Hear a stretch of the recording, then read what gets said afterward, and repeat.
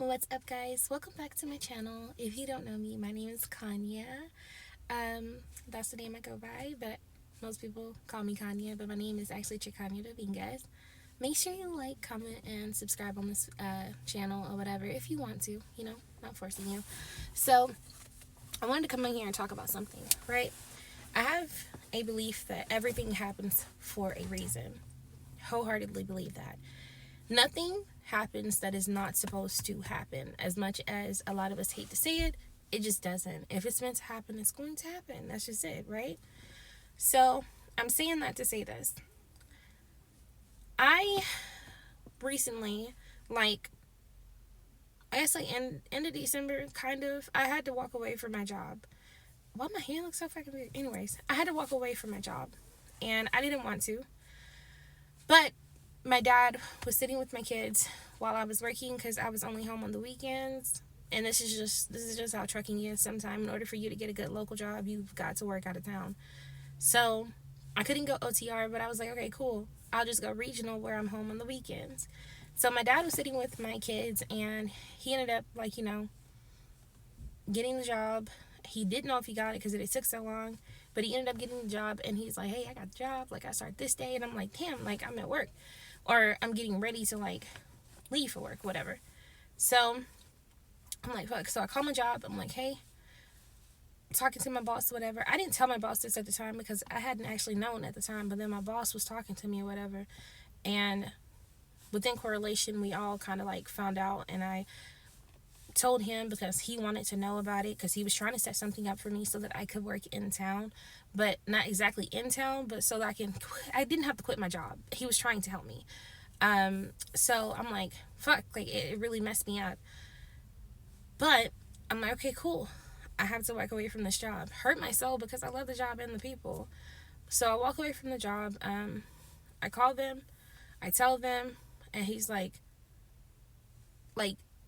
that's not enough time for me to figure something out. And I'm like, I'm so sorry. And he was like, so, okay, so let's just return the truck and then we'll go from there. And then if you ever want to come back, you're able to, because, I didn't leave on bad terms.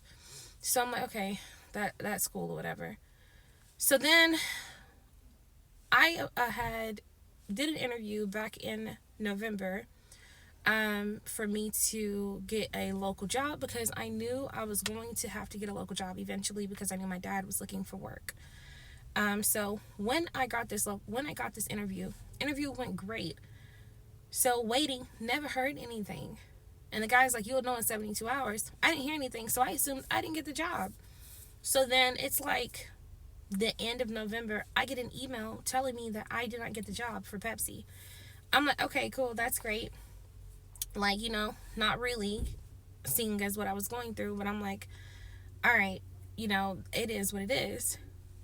So then a week later, I get an email telling me I did get the job. And I'm like so confused. I'm like, wait, what? Okay, I don't know what's going on here.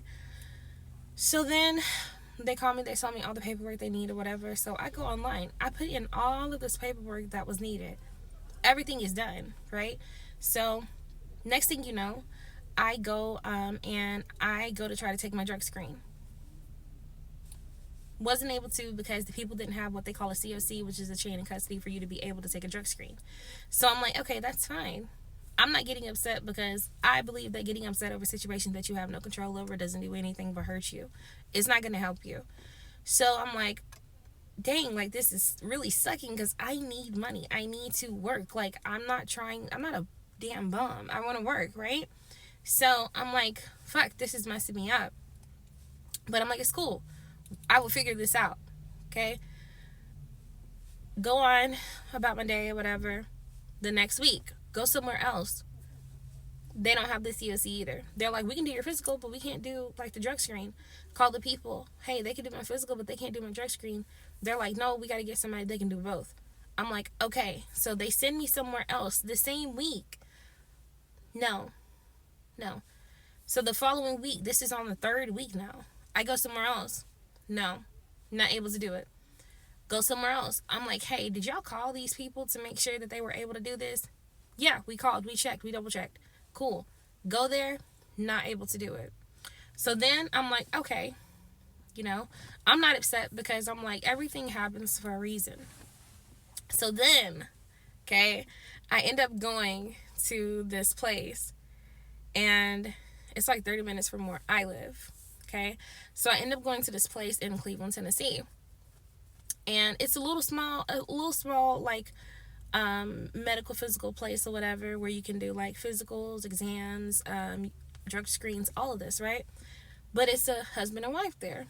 Now, this, go mind you, this is like the sixth or seventh place that I had been to. So I'm like, if this doesn't work, God, I'm gonna take this as a sign that it is not meant for me to work this job. Simple as that. So I'm like, okay, fine. Now, next thing you know, I go here. Everything's going great. Like, the people are nice. I'm like, oh my God, like, I'm actually at the first step. I'm taking the drug screen. So this is going great, okay? So I'm like, great, this is awesome. I'm taking the drug screen. This is starting out really good. And it continued to get good and actually got way better. Now, go mind you, I had been healing because I was talking to someone and we were dating and like focusing on each other, but he decided that he needed to heal and like not heal, but more so like there was things mentally and emotionally that he had to get together. I respected him for telling me, but I'd be lying if I said it didn't hurt my damn soul, right? So it hurt me because I'm like, fuck, like I took a very long time to decide on a person to focus on.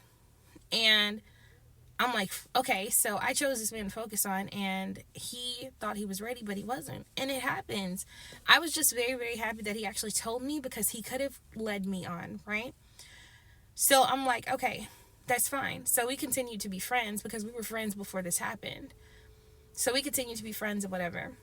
So I go here, and I'm at this place, and I have to tell y'all that because I had kind of got to a point where I was like, I'm done dating. Yeah, it was a wrap for me. So I go to this place and I'm there. I'm doing my drug screen. It's the husband and wife. I'm like, okay, cool. Like, you know, they're so sweet. They're such a sweet couple. So next thing you know, like they're talking to me and she's like, oh, like I'm not gonna I'm not gonna tell their information and exactly what happened. That is not my place.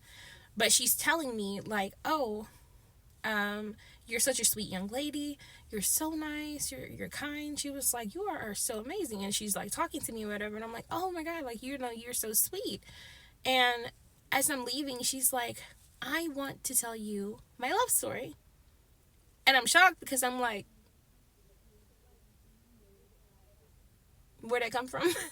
I didn't know where it came. I didn't know where it came from. Like, I didn't. But she's like, we have an amazing love story. And I'm like, okay.